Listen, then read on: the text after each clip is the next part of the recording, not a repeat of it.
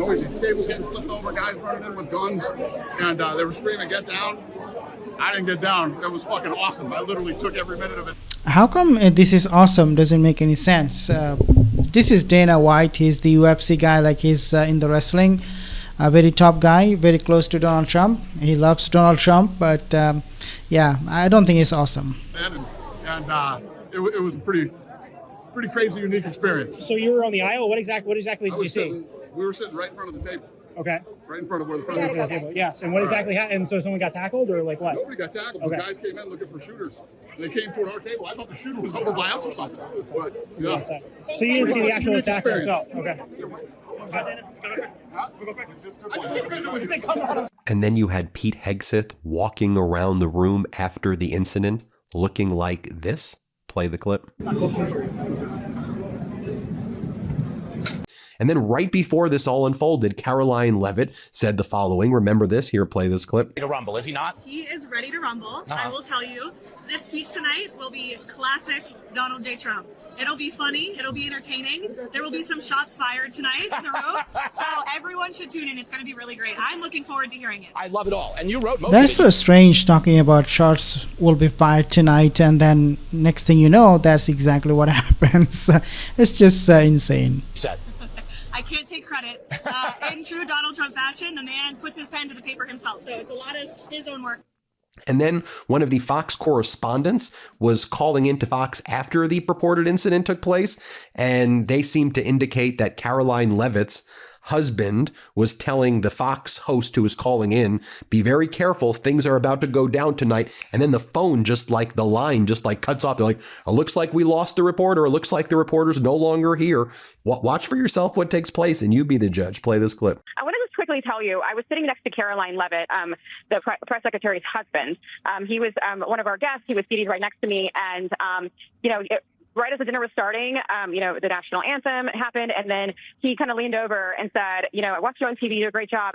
You need to be very safe.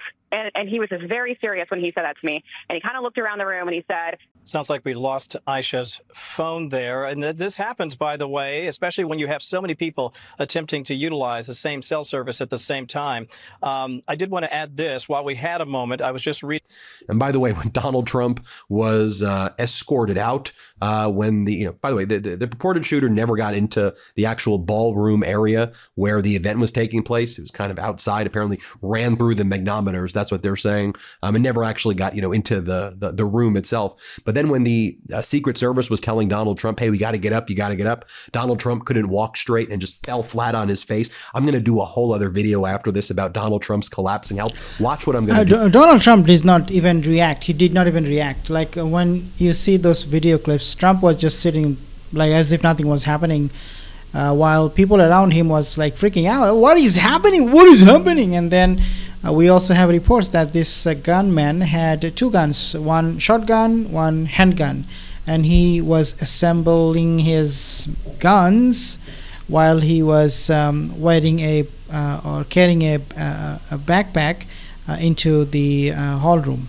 Do in 90 minutes. You're going to want to watch the next video as well, because I'm going to compare what happened here. I'm going to talk about Butler, Pennsylvania. I'm going to talk about how Donald Trump's never produced his medical records. I'm going to talk about how at the press conference last night, Donald Trump started falling asleep. But here's Donald Trump falling Okay, so before we talk about that, one thing people are not talking about, especially Midas Touch and of course the mainstream media, and that is Israel's involvement.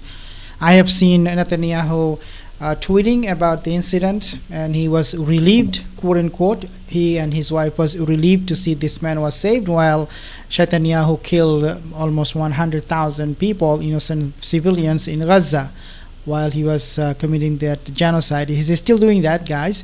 He's still killing people. He's still committing genocide in Gaza, in Lebanon, and elsewhere.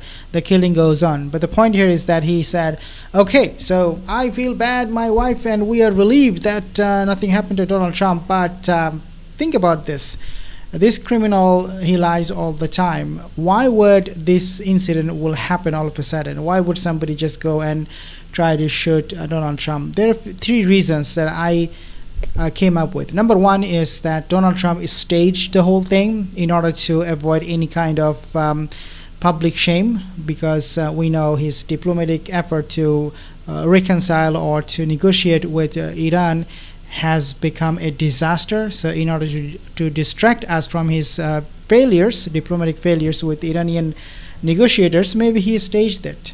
He's also a liar. So Donald Trump is capable of doing that. Number two is, maybe this is a false flag by Mossad in order to convince the American people that, hey, look, you guys are not safe. The mullahs, Iranian IRGC, they're coming after you. The best way to deal with this situation is to fight against Iran. So send more troops and more money. The American military should be in Middle East and should take over Iran, change regime. Until we do that, none of us are safe. So maybe Mossad, they have conducted this false flag operation, trying to assassinate Donald Trump. The third thing would be that Mossad indeed, if you do not know who Mossad is the Israeli intelligence agency. They might have indeed wanted to kill Donald Trump in order to sell the war, in order to tell the American people that, hey, your guy got killed. Obviously, part of the reason would be the fact that Donald Trump right now is desperate for negotiation. He doesn't want to fight. He doesn't want to go back to resuming this war, this fight against Iran, because he sees that the oil prices is going up and up every day. So maybe he decided, he told Bibi Netanyahu that, hey, look, I'm not going to be fighting again with Iran because this is a complete loss for me.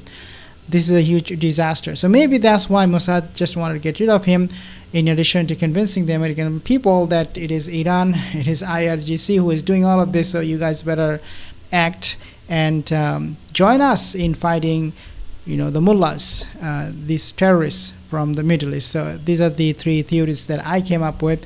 Let me know what you think. I'll see you in the next video. Have a wonderful day.